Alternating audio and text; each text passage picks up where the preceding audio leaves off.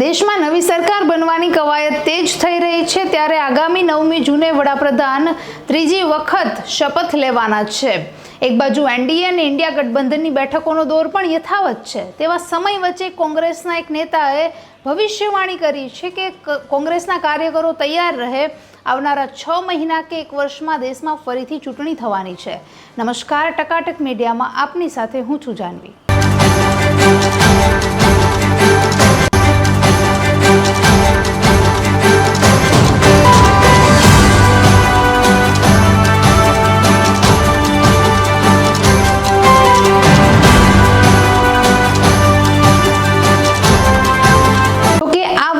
લોકસભા 2024ની ચૂંટણીમાં ભારતીય જનતા પાર્ટીને માત્ર 240 જ બેઠકો મળી હતી, કે જે બહુમતીના આંકડા કરતાં ઘણી દૂર હતી।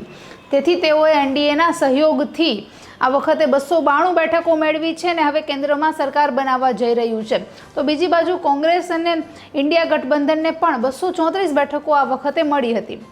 પણ તે પહેલા કોંગ્રેસના નેતા અને છત્તીસગઢના પૂર્વ મુખ્યમંત્રી ભૂપેશ બધેલે ટ્વિટર પર પોસ્ટ કરતા જણાવ્યું છે કે સાથીઓ અને કાર્યકર્તાઓ તૈયાર રહેજો, કારણ કે દેશમાં માત્ર 6 મહિનાથી 1 વર્ષમાં ફરીથી ચૂંટણી થવાની છે।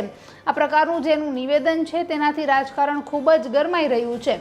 વધુમાં તેઓએ જણાવ્યું કે યોગીજીની ખુરશી ડોલી રહી છે, તો ફડણવીસે ત્યાગપત્ર આપ્યું છે, સાથે ભજનલાલ શર્મા પણ ડગમગી રહ્યા છે।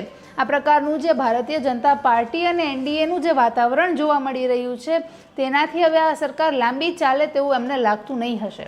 ઉપરાંત ભૂપેશ બધેલ તેવું કહી રહ્યા છે કે હજુ તો કેન્દ્રમાં સરકાર રચાણી નથી અને જેડીયુના પ્રવક્તાઓ અગ્નિવીર યોજના દૂર કરવાની અને જાતિગત જનગણતરી કરવાની વાતો કરી રહ્યા છે। તો આ મુદ્દા તો તેવા હતા કે જે રાહુલ ગાંધીએ ઉઠાવ્યા હતા। ઉપરાંત ભૂપેશ બધેલનું જે નિવેદન આવ્યું ત્યાર પછી વિશ્લેષકોના પણ 2 વર્ગ પડી ગયા, જેમાં એક વર્ગ એવું વિચારી રહ્યો છે કે આ વખતે ભારતીય જનતા પાર્ટીને બહુમતી જેટલી બેઠકો નથી મળી, એટલે વિપક્ષ એવી આશા રાખીને બેઠું હતું કે આ વખતે કેન્દ્રમાં ભાજપની સરકાર નહીં રચાય। પણ જેમ તેમ કરીને ભારતીય જનતા પાર્ટીએ ગઠબંધન કરીને બહુમતીનો આંકડો મેળવી લીધો, કેન્દ્રમાં સરકાર રચાવાની છે, એટલે જે કોંગ્રેસ અને ઇન્ડિયા ગઠબંધનના જે નેતાઓ છે તે બોખલાઈ ગયા છે અને ગમે તેમ વાતો કરી રહ્યા છે। તો બીજો વર્ગ એવો છે કે જેઓ કહી રહ્યા છે કે પાકિસ્તાન સાથે ભારત કોઈને કોઈ બહાને યુદ્ધ કરવાનું છે। આ યુદ્ધ એટલા માટે કારણ કે પાકિસ્તાનમાં જે આઝાદ કાશ્મીર એટલે કે પીઓકે રહેલું છે તેને ભારત સાથે જોડવું છે। આ યુદ્ધ આગામી સમયમાં કે શિયાળા સુધીમાં થઈ શકે। શિયાળો એટલા માટે કારણ કે તિબેટ અને ઉત્તર કાશ્મીરમાં જે કારાકોરમ ગિરિમાળાના જે ઘાટો છે તે હિમાચ્છિત થઈ જાય અને એ બંધ આખો રસ્તો થઈ જાય, તેથી ચીન કોઈ પણ રીતે પાકિસ્તાનને સહાય ન પહોંચાડી શકે।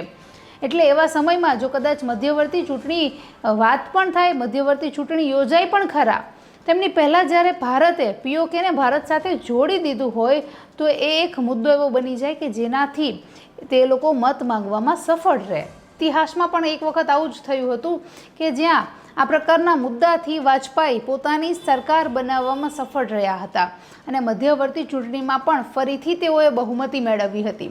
તો આ પ્રકારની ઘટના જો ફરીથી થાય તો હવે કદાચ એવું પણ બની શકે કે મધ્યવર્તી ચૂંટણી પછી ભારતીય જનતા પાર્ટી એકલાને જ બહુમતીનો આંકડો આરામથી મળી જાય, જેથી એમને કોઈ બીજા પક્ષ કે ગઠબંધન પર આશા રાખવાની જરૂર પણ ન પડે। તો આ પ્રકારનું જે નિવેદન હાલ કોંગ્રેસના એક દિગ્ગજ નેતા ભૂપેશ બધેલ દ્વારા સામે આવ્યું છે કે આવનારા 6 મહિના કે 1 વર્ષમાં ફરીથી ચૂંટણીઓ યોજાઈ શકે છે, કોંગ્રેસના કાર્યકરો તૈયાર રહેજો, જેને લઈને હવે વિશ્લેષકોએ પણ અલગ અલગ પ્રકારની ચર્ચાઓ કરવાનું શરૂ કરી દીધું છે। નમસ્કાર।